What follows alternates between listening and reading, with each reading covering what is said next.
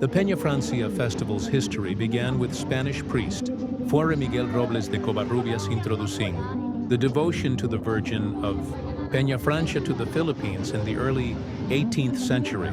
Devotion to the Mother grew rapidly in Naga City due to attributed miracles, leading to a major religious celebration featuring the Traslación and Fluvial Processions.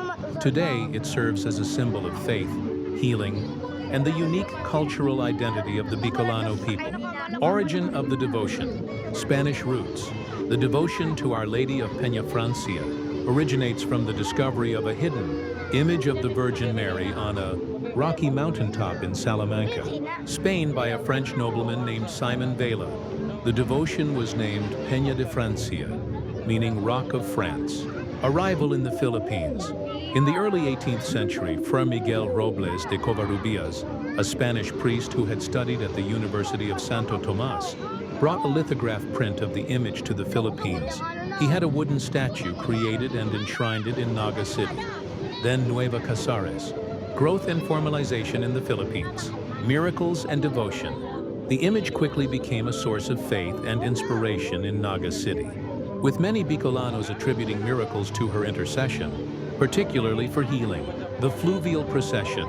The first major events of the festival were the Traslación, where the image is moved to the cathedral, and the Fluvial Procession, where it is returned down the Naga River. These traditions were formalized in 1864 by Bishop Francisco Gainza, cementing their place in the annual celebration.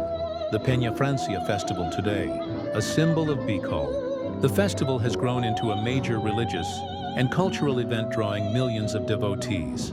It is a powerful expression of Bicolano faith and identity, with the Virgin of Pinafrancia, revered as the Mother of Bicolandia, or Ina. Cultural significance.